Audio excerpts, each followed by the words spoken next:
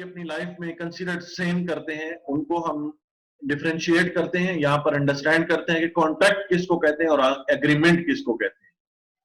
Contract क्या होता है और एग्रीमेंट क्या होता है, इनको डिफरेंशिएट करते हैं।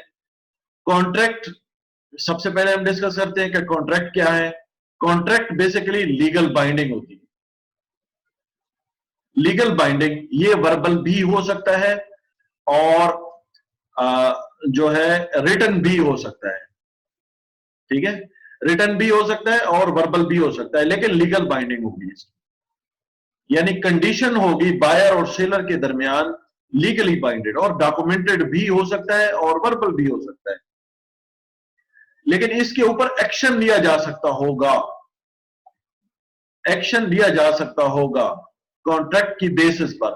तो हो सकता है कि अगर रिटन में होगा तो हर चीज उसके अंदर कॉन्ट्रैक्ट के अंदर मेंशन की गई होगी, जो कि काम करना होगा एज ए कॉन्ट्रैक्टर, जिसको असाइन कर रहे होंगे हम, जिसके साथ हमने लीगल बाइंडिंग की होगी, उसको रिटन फॉर्म में अगर हम कॉन्ट्रैक्ट कर रहे हैं तो उसके अंदर हर चीज मेंशन होगी जो उसने काम करना होगा। अगर वो रिटन में नहीं है तो क्या करना होगा, जो कुछ कहा जाएगा कॉन्ट्रैक्ट के दौरान वो उसको करना होगा। Same formal change order need to make changes on the contract. Contract के अंदर बेसिक जो डिफरेंस होगा एग्रीमेंट के साथ, वो है फॉर्मल चेंज इसके लिए रिक्वायरमेंट होगी, यानी अगर वो वर्बल भी है या रिटन में है, लेकिन अगर इसको चेंज करना पड़ेगा तो आपको फॉर्मल चेंज लानी पड़ेगी। तो अगर कोई भी चेंज होगी तो वो रिटन फॉर्म में भी होगी अगर वो रिटन में है, और अगर वर्बल में है तो भी नेक्स्ट अगर कोई कंफ्यूजन या कंफ्लिक्ट आ सकता है तो उसको भी आप रिटन में कन्वर्ट कर सकते हैं। इसका पर्पस क्या होगा, इस कॉन्ट्रैक्ट का बेसिकली पर्पस क्या होता है कि ये लीगली बाइंडिंग करता है ये दो पार्टीज के दरमियान या डिफरेंट पार्टीज के दरमियान। डिस्क्राइबिंग रोल्स एंड रिस्पॉन्सिबिलिटीज, यानी दो या दो से ज्यादा पार्टीज के दरमियान क्या करता है, ये उनकी रोल्स एंड रिस्पॉन्सिबिलिटी को स्पेसिफाई कर देता है, डिस्क्राइब कर देता है। और मिटिगेटिंग और ट्रांसफरिंग द रिस्क, जो सबसे बड़ा काम इसके अंदर हो रहा होता है, जॉइंट वेंचर चूंकि हो रहा होता है दो ऑर्गेनाइजेशन का, जो कॉन्ट्रैक्ट की बेस पर होता है, उसको वो बेसिकली आप रिस्क को ट्रांसफर कर रहे होते हैं दूसरी जगह पर। एज ए क्लाइंट आप क्या कर रहे होते हैं, आप खुद वो प्रोक्योरमेंट यानी वो जो प्रोजेक्ट है वो परफॉर्म या पार्ट ऑफ द प्रोजेक्ट जो वर्क होगा वो आप असाइन कर रहे होंगे दूसरी ऑर्गेनाइजेशन को। तो आप क्या कर रहे होते हैं, बेसिकली आप रिस्क को ट्रांसफर कर रहे होते हैं। तो ये बेसिकली कॉन्ट्रैक्ट का जो पर्पस है वो होगा। अब हम कॉन्ट्रैक्ट को कुछ इस तरह से भी समझ सकते हैं, यहां पर जैसे एक स्लाइड में मेंशन किया गया है, ये हम साइन कर सकते हैं लीगल कॉन्ट्रैक्ट, जैसा कि दो पार्टीज हैं यहां पर, यहां मेंशन की गई है, एक पार्टी है और दूसरी पार्टी ये है। तो आप क्या, there should be a legal competent parties. इसकी कंडीशंस क्या होंगी कि वो लीगल ये जो कंपिटेंट पार्टीज होगी वो शामिल होनी चाहिए, दोनों या दो से ज्यादा। There should be a legal trade legal होनी चाहिए जिसके दरमियान आप कॉन्ट्रैक्ट करने चाहिए, कंडीशंस ये होनी चाहिए।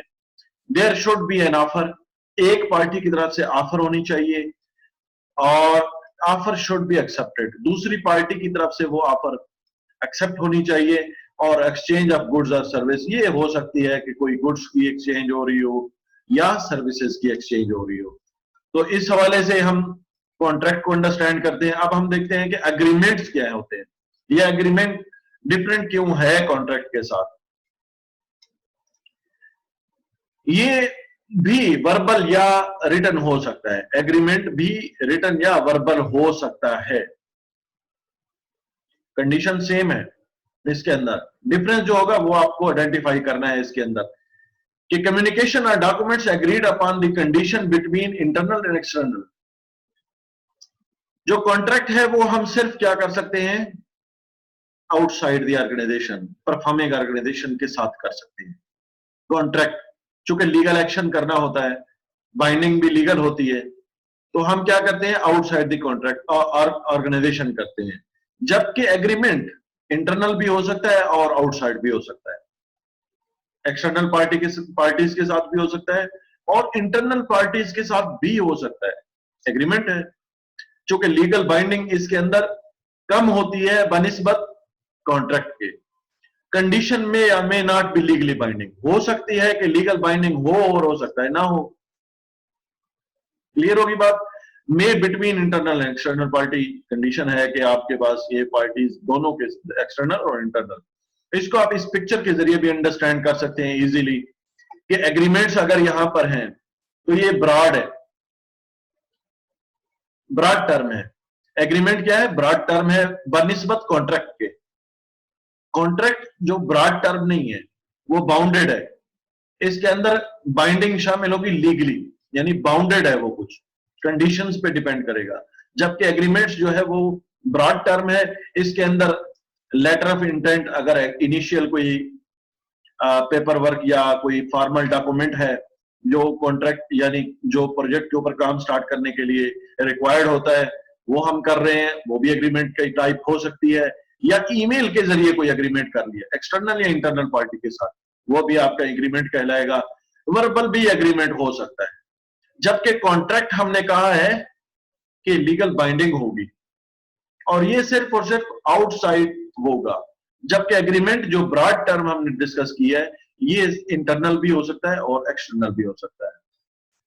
आई होप कि ये एग्रीमेंट और कॉन्ट्रैक्ट को जो है अंडरस्टैंड कर ले।